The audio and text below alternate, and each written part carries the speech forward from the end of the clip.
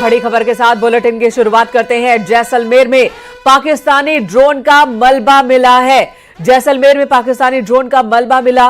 पाकिस्तान की ओर से भारत में कई शहरों को, सैन्य ठिकानों को निशाना बना करके ड्रोन से अटैक किया गया था। मिसाइल दागे गए थे, लेकिन उसे भारत की सुरक्षा प्रणाली ने आसमान में ही इंटरसेप्ट किया और उसे तबाह कर दिया, बर्बाद कर दिया। जैसलमेर में पाकिस्तानी ड्रोन का मलबा मिला है और ये तस्वीरें भी हम आपको दिखाएंगे। जैसलमेर में पाकिस्तानी ड्रोन के मलबे की तस्वीर भी दिखाएंगे। बड़ी खबर इस वक्त जैसलमेर से आ रही है, जहां पर पाकिस्तान की ओर से दागे गए ड्रोन को भारतीय सेना ने इंटरसेप्ट कर गिरा दिया था, ध्वस्त कर दिया था। उसका मलबा गिरा हुआ है। जैसलमेर में, जम्मू कश्मीर में कई जगहों को निशाना बना करके पाकिस्तान की तरफ से मिसाइल दागे गए थे। ड्रोन से अटैक करने की कोशिश हुई थी, लेकिन इन सभी नापाक कोशिशों को भारतीय सेना ने पूरी तरह से नाकाम कर दिया। 8 और 9 मई को पाकिस्तान ने हमले की कोशिश की, सेना की तरफ से बयान आया है। कल रात पाकिस्तान को मुंहतोड़ जवाब दिया गया और इसी के साथ सेना की ओर से, इंडियन आर्मी की ओर से एक वीडियो भी जारी किया गया है और ये जानकारी दी गई है। एक वीडियो जारी कर, एक बयान जारी कर जानकारी दी गई है कि 8 और 9 मई को पाकिस्तान ने हमले की कोशिश की और इस कोशिश में पाकिस्तान को मुंह की खानी पड़ी है, क्योंकि भारतीय सेना ने मुंहतोड़ जवाब दिया है। बाकायदा यहां पर एक बयान जारी किया गया है। इंतजार प्रेस कॉन्फ्रेंस का है। फ्लाइंग ऑफिसर अजमेर बहादुर इस वक्त हमारे साथ मौजूद हैं, विशेष मेहमान। अजमेर बहादुर जी, ये जो स्थिति होती है, भारत कभी भी नहीं चाहता कि युद्ध हो, लेकिन भारतीय सेना हमेशा ही तत्पर रहती है कि अगर देश की आन बान शान पर कहीं से कोई आंच आए तो हम तैयार रहे, पूरी ताकत के साथ जवाब देंगे। सरकार की छूट मिली, सेना ने तैयारी की, पूरी रणनीति बनाई और उसके बाद एक्शन शुरू। यह एक्शन जो कि पाकिस्तान को डरा देने वाला है।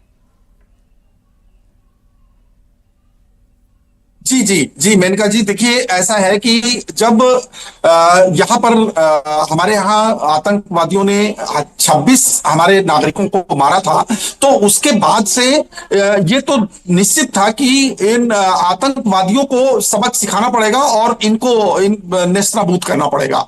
तो इसकी वजह से ही हमारे देश के नेतृत्व ने ये मन बना लिया था और उसी दिन ये कहा था कि इनको हम मटिया मेट कर देंगे। तो इसके लिए जब 6 तारीख की रात में हमारी सेनाओं ने वो एक टारगेटेड अटैक केवल आतंकवादियों को समाप्त करने के नजरिए से किया, तो उसके विरोध में असल में पाकिस्तान जब आतंकवादियों पर कोई हमला किया जाता है तो उसको ऐसा महसूस होता है कि हमारे ऊपर हमला है, क्योंकि आतंकवाद को पालना पोसना और आतंकवाद को बढ़ावा देना ये पाकिस्तान की नीयत रही है हमेशा से। तो इस वजह से पाकिस्तान ने वापस रिटेलिएटरी जो अटैक किए, उन अटैक का जवाब देना और पहली बात उससे देश को सुरक्षित रखना, ये सेनाओं का काम था, जो उन्होंने बखूबी निभाया है। और ये बिल्कुल सही है कि 8 और 9 तारीख को भी जिस प्रकार से पाकिस्तान ने हमला करने का प्रयास किया है, उनके सारे सबूतों के साथ सभी देशों के रक्षा मंत्रियों को, विदेश मंत्रियों को हमारे विदेश मंत्री जी ने बताई हैं चीजें और ये समझाने का प्रयास किया गया है कि पाकिस्तान बाज नहीं आ रहा है और जब ये इस तरह की हरकतें करेगा तो हम मजबूर हो जाएंगे एक बड़ा एक्शन लेने के लिए, क्योंकि हमारी सेनाओं में वो ताकत है कि अगर हम एक बार कोई बड़ा एक्शन लेंगे तो फिर पाकिस्तान का नामो निशान मिट जाएगा। और वैसे भी पाकिस्तान टूट की कगार पे है, न सेना के अंदर वहां एकजुटता है और न ही देश में, क्योंकि जो बीएलए जो इतने लंबे अरसे से संघर्षरत है बलूचिस्तान को लिबरेट करने के लिए, तो वो भी एक मौके की तलाश में है और उन्होंने कई बार ये इच्छा जताई है कि अगर हमें हिंदुस्तान की तरफ से कुछ मदद मिल जाए तो हम इस बलूचिस्तान को लिबरेट कर सकें। लेकिन तो क्या लगता है कि ये वक्त है यही वक्त है, बीएलए ने भी ऐलान कर दिया कि पाकिस्तान के कब्जे में नहीं है, हम स्वतंत्र हैं। बलूचिस्तान को स्वतंत्र उन्होंने ऐलान कर दिया। पाकिस्तान की सैनिक सेना जहां जहां उन्हें दिख रही है वो अटैक कर रहे हैं बीएलए के लोग, और सड़कों पर विद्रोह तो देखने को मिल ही रहा है, सेना के खिलाफ एक्शन देखने को मिल रहा है। यहां तक कि इस्लामाबाद में भी लोग सड़कों पर सेना और सरकार के खिलाफ उतर आए हैं। तो पाकिस्तान में चौतरफा युद्ध है, अंदर भी बाहर भी, साथ किसी का नहीं। जी, देखिए, इसीलिए जब यहां से आतंकवादियों पर प्रहार किया गया था तो उस समय पाकिस्तान को यह चाहिए था कि वो ये स्टेटमेंट देता कि नहीं, यदि कोई किसी प्रकार के इस तरह के आउटफिट हमारे यहां हैं तो हम जो है हिंदुस्तान के साथ पूरा कोऑपरेट करना चाहते हैं, और इन चीजों को जो है मतलब वहीं से संभाला जा सकता था। क्योंकि भारत का कभी भी, भारत की यह मंशा नहीं रही है कि पाकिस्तान पर किसी उस प्रकार का हमला किया जाए जिसमें वहां के नागरिक हताहत हों, बिल्कुल, या वहां झूठा के ही सही, झूठा ही सही, जैसे दशकों से पाकिस्तान करता आया है कि ये कहना, जताना कि नहीं जी हम तो आतंकवाद के साथ नहीं है। भले ही साथ देता है लेकिन सामने आकर कहता रहा कि हम तो साथ नहीं देते, कम से कम झूठा ही कह देते। लेकिन शायद इस बार असीम मुनीर ने कुछ अलग सोचा था।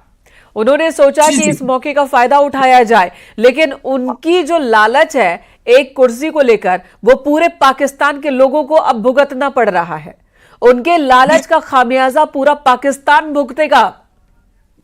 बिल्कुल भुगतेगा पाकिस्तान, क्योंकि पाकिस्तान के अंदर लोग भी ये जानते हैं, इवन आर्मी में वहां फ्रैक्शंस हैं, वहां लोग ये जानते हैं कि ये मुनीर का अपना मंसूबा था कि हम कुछ एक्शन करके और पाकिस्तानी आवाम को ये बताएं कि हमारी सेना बहुत अच्छा काम कर रही है, और कुछ वहां से हम उस तरह की हासिल कर सकें कि हमारा वहां पर एक तरह से जो है वो बढ़ जाए। तो इसमें उसको मुंह की खानी पड़ी है, क्योंकि वहां पाकिस्तानी सेना के अंदर भी इस प्रकार के जो एक तरह से फ्रैक्शन है, जो ये नहीं चाहते थे कि इस तरह का कोई एस्केलेशन किया जाए, क्योंकि उनको पता है कि भारत एक बहुत ही शक्तिशाली देश है जो जिसके पास एडवांस टेक्नोलॉजी है और उन्नत किस्म के हमारे पास हथियार हैं, और हमारी सेना जो एक समझिए इसका मनोबल सातवें आसमान पे है। और ये समझ लीजिए कि जिस देश की लीडरशिप बारीकियों से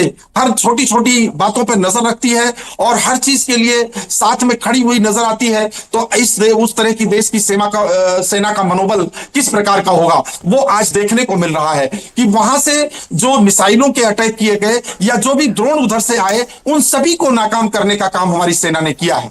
जिस तरह से सुरक्षा कवच बना रखा है पूरी एलओसी पर, और रात भर सेलिंग चलती रही, बॉर्डर से क्रॉस बॉर्डर फायरिंग चलती रही, उस फायरिंग का भी मुंहतोड़ जवाब देती रही हमारी सेना। और साथ ही साथ जो मिसाइल अटैक और ड्रोन हमले आते रहे उनको भी, क्योंकि देखिए अभी जो ड्रोन, पाकिस्तानी ड्रोन वहां पर मिल रहे हैं जो सर्च ऑपरेशन सेना कर रही है। और इस वक्त बड़ी खबर आ रही है कि पुंछ और राजौरी जा सकते हैं सीएम उमर अब्दुल्ला।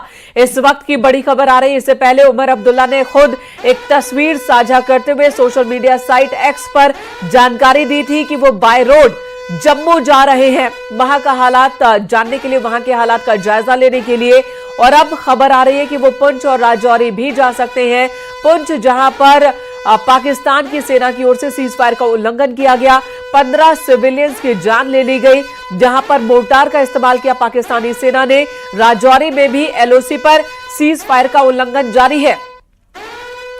इन दोनों ही जगहों पर सीएम उमर अब्दुल्ला जा सकते हैं। ये बड़ी खबर आ रही है कि वहां की स्थिति के बारे में जानने के लिए, वहां के आम लोगों से ही बात करने के लिए, आम लोगों के बीच जा सकते हैं सीएम उमर अब्दुल्ला। सर, इस कवायद पर भी आपसे रिएक्शन चाहूंगी। सीएम उमर अब्दुल्ला इन जगहों पर जा रहे हैं तो ये जनता का मनोबल बढ़ाने वाला है, सेना का मनोबल बढ़ाने वाला है, सिक्योरिटी को लेकर कोई खतरा हो सकता है? जी देखिए, जब इस तरह के मूवमेंट्स होते हैं तो उसमें सिक्योरिटी का खतरा तो रहता है, लेकिन फिर भी जब हमें अपनी आवाम को वो संबल प्रदान करना है, उनको ये महसूस कराना है कि आपके सरकार, आपका नेतृत्व, आपकी सेनाएं आपके साथ हैं, तो ये ऐसे जोखिम भी उठाने पड़ते हैं। और इसीलिए देखिए उमर अब्दुल्ला जी भी जा रहे हैं, और साथ साथ हमारे एलजी मनोज सिन्हा जी भी जो है मतलब